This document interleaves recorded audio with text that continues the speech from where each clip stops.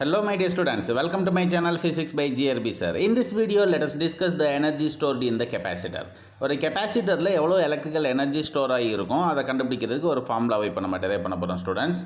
Right, capacitor அப்படின்னாலே உங்களுக்கு தெரியும், it will have the two parallel plates. So whenever the two plates are connected with the battery, what will happen? Suppose it is the first plate and this plate is connected with the positive terminal of the battery, and it is the second plate and this one is connected with the negative terminal of the battery, and the distance between the two plate is small t. Right students? So in the first plate there will be large number of free electrons and they are attracted by the positive terminal of the battery. So that's what the free electrons will be transferred from this plate to battery. Afterwards it will be supplied to the this plate. Therefore the plate number 1 will be positively charged and the plate number 2 will be negatively charged. So இதை பற்றியெல்லாம் நம்ம வந்து previous வீடியோவில் discuss பண்ணோம் students. Right, இப்போ charges வந்து நம்ம ஒரு பிளேட்லேருந்து இன்னொரு பிளேட்டுக்கு என்ன பண்ணுறோம், ட்ரான்ஸ்ஃபர் பண்ணுறோம். அப்போ அதுக்கு வந்து நம்ம கண்டிப்பாக வந்து ஒரு ஒர்க் செய்கிறோம். அந்த work is done by using the battery. Right, இப்போ டிக்யூ அமௌண்ட் ஆஃப் சார்ஜை நான் ட்ரான்ஸ்ஃபர் பண்ணணும் அப்படின்னா எவ்வளோ ஒர்க் சார் நான் பண்ணணும்? உங்களுக்கு ஒர்க் டன் கண்டுபிடிக்கிறதுக்கு ஜெனரல் ஃபார்முலா ஆல்ரெடி தெரியும் students. W is equal to V into Q, அதாவது பொட்டன்ஷியல் இன்ட்டு சார்ஜ் தான் வந்து ஒர்க் டன் அப்படின்னு சொல்கிறோம். Right, here I need to calculate dq amount of the charges to be transferred from one plate to another plate. So for that how much of work should I done? நான் எவ்வளோ ஒர்க்கை வந்து செய்யணும் அப்படின்னா இந்த அளவு dw is equal to v into dq. Right, அதாவது small charge அப்படின்னு சொல்கிறதுனால ஸ்மால் ஒர்க் டன் மாதிரி இருக்குது ஸ்டூடெண்ட்ஸ். ஸோ இந்த இடத்துல v is equal to q by c, இந்த ஃபார்முலா எப்படி வருதுன்னு உங்களுக்கு தெரியும். அதாவது கெப்பாசிட்டன்ஸ் அப்படின்னு சொல்கிறது charge per potential. So potential அப்படின்னு சொல்கிறது சார்ஜ் பெர் கெப்பாசிட்டன்ஸ். ஸோ இதை நீங்கள் என்ன பண்ணிக்கலாம், இந்த இடத்துல வந்து சப்ஸ்டியூட் பண்ணிக்கலாம். ரைட் ஸ்டூடெண்ட்ஸ், இப்போ வந்து ஒரு சின்ன சார்ஜ் டிக்யூக்கு, அதாவது இந்த டிக்யூ அமௌண்ட் ஆஃப் சார்ஜை ட்ரான்ஸ்ஃபர் பண்ணுறதுக்கு எவ்வளோ ஒர்க் டன் செய்யணும் அப்படின்னு நம்ம கண்டுபிடிச்சிருக்கோம். The total work done to charge capacitor is, அப்போ ஒரு கெப்பாசிட்டரை சார்ஜ் பண்ணணும்னா, ஃபுல்லாக சார்ஜ் பண்ணணும் அப்படின்னா டோட்டலாக எவ்வளோ நான் ஒர்க் டன் பண்ணணும்? Very simple, just integrate this equation. இந்த ஈக்குவேஷன் வந்து இன்டகிரேட் பண்ணுங்கள். ஸோ டிடபிள்யூ இன்டகிரேட் பண்ணிங்கன்னா உங்களுக்கு என்ன கிடைச்சிடும் ஸ்டூடெண்ட்ஸ்? டபிள்யூ அப்படின்னு கிடைக்கும். ரைட், இந்த ரைட் ஹேண்ட் சைடு உள்ள டேமை இன்டகிரேட் பண்ணுங்கள் and you apply the limit 0 to q and v is equal to q by c. இதையும் வந்து நீங்கள் சப்ஸ்டியூட் பண்ணிக்கிறங்க. அண்ட் dq இருக்குது, அந்த dqவையும் அப்படியே போட்டுக்கிறங்க. So inside the integration there is a q by c dq. இதில் வந்து இந்த 1 by c அப்படின்னு சொல்கிறது கான்ஸ்டன்ட் வெளியில் எடுத்துருங்க.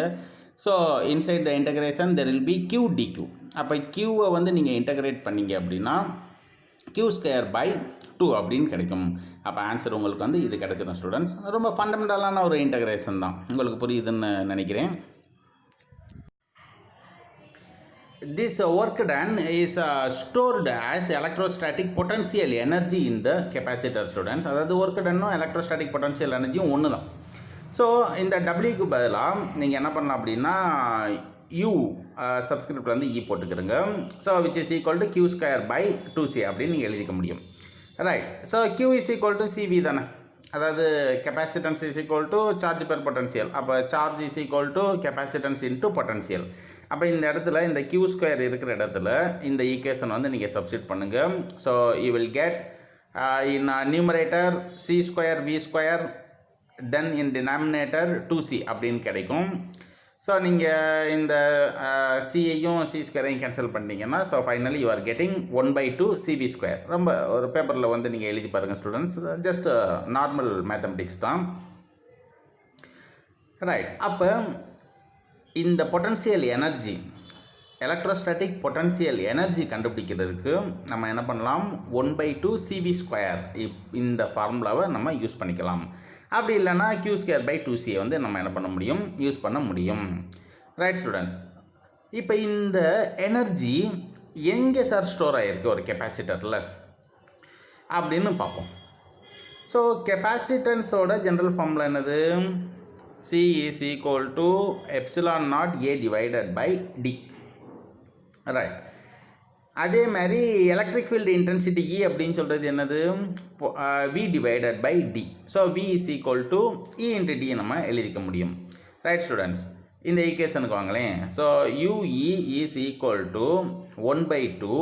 இந்த சிக்கு பதிலாக நீங்கள் வந்து இந்த டேமை வந்து என்ன பண்ணுங்கள், சப்ஸ்டியூட் பண்ணுங்கள். அப்போ உங்களுக்கு வந்து இது கிடச்சிரும். ரைட். அதுக்கப்புறம் இந்த வி ஸ்கொயருக்கு பதிலாக இங்கே இருக்கக்கூடிய வி ஸ்கொயருக்கு பதிலாக இந்த டேமை வந்து என்ன பண்ணுங்கள், சப்ஸ்டியூட் பண்ணுங்கள். அப்போ உங்களுக்கு என்ன கிடச்சிரும், இடி ஹோல் ஸ்கொயர் அப்படின்னு கிடச்சிரும். Right students. அதுக்கப்புறம் சின்ன ஒரு சிம்பிளிஃபிகேஷன் தானே, ஸ்கொயர் பண்ணிக்கிறங்க. இந்த டேமை ஸ்கொயர் பண்ணிங்கன்னா உங்களுக்கு என்ன கிடைக்கும், இ ஸ்கொயர் டி ஸ்கொயர் அப்படின்னு கிடைக்கும். இங்கே வந்து டின்னு இருக்குது. ஸோ நீங்கள் அடித்து கொடுங்க. ஸோ அடித்து கொடுத்தீங்கன்னா so finally you are getting 1/2 epsilon naught AD E square அப்படின்னு கிடச்சிடும். ரொம்ப ஃபண்டமெண்டலான ஒரு மேத்தமெட்டிக்ஸ் தான், எந்த கஷ்டமும் கிடையாது ஸ்டூடெண்ட்ஸ். இந்த இடத்துல ஏரியா இன்ட்டு டிஸ்டன்ஸ் இருக்குது பார்த்தீங்களா, அதாவது பிளேட்டோட area and the two plates are separated by the distance d. So அந்த பிளேட்டோட ஏரியாவையும் டிஸ்டன்ஸையும் நீங்கள் வந்து மல்டிப்ளை பண்ணுறப்ப யூ வில் கெட் வால்யூம், அதாவது அந்த கெப்பாசிட்டரோட வால்யூம் நமக்கு கிடைக்கும். வெல் ஸ்டூடெண்ட்ஸ், இப்போ சார் எனர்ஜி டென்சிட்டி கண்டுபிடிக்க போகிறேன். எனர்ஜி டென்சிட்டி அப்படின்னு சொல்கிறது the energy stored per unit volume of space. Right. So energy டென்சிட்டியை வந்து நம்ம ஸ்மால் யூஇன்னு வச்சுக்கிறோமே. So small U E is equal to capital U, சப்ஸ்கிரிப்டில் நீங்கள் இ போட்டுக்கலாம், divided by volume. Right. So இந்த கேபிட்டல் யூஇயோட வேல்யூ நம்ம ஆல்ரெடி கண்டுபிடிச்சிருக்கோம். So small U E which is equal to இந்த கேபிட்டல் யூஇயோட வேல்யூ எவ்வளோ students, 1/2 epsilon naught AD into E square அப்படின்னு நம்ம கண்டுபிடிச்சிருக்கோம். ரைட். டிவைடட் பை இப்போ வால்யூம் அப்படின்னு சொல்கிறது என்னது, ஏடி, அதாவது area of the plate into distance between them. அப்போ இந்த ஏடியையும் கேன்சல் பண்ணிடலாம். அப்போ ரிமைனிங் என்ன இருக்கும், 1/2 எப்சிலான் நாட் இ ஸ்கொயர் தான் இருக்கும். ரைட். அதை தான் இங்கே வந்து எழுதியிருக்காங்க, பார்த்துக்கிறங்க.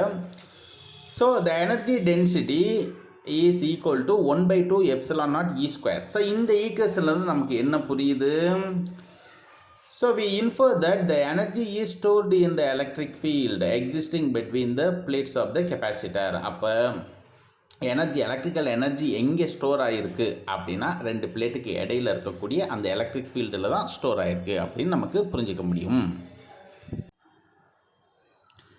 இதில் இன்னொரு முக்கியமான ஒரு விஷயத்தை நீங்கள் புரிஞ்சுக்கணும் ஸ்டூடெண்ட்ஸ்.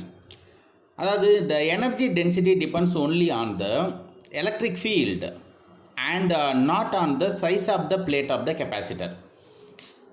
ஸோ இந்த எலக்ட்ரிக் ஃபீல்டை பொறுத்து தான் எனர்ஜி டென்சிட்டி இருக்கும், கெப்பாசிட்டரில் இருக்கக்கூடிய பிளேட்டோட சைஸை பொறுத்தெல்லாம் இருக்காது. ஏன்னா இந்த ஈக்குவேஷனில் பார்த்தீங்கன்னு வச்சுக்கிறோமே, ஈயோட வேல்யூ இருக்குது, அதுக்கப்புறம் ஓகே பெர்மிட்டியோட வேல்யூ தான் இருக்குது.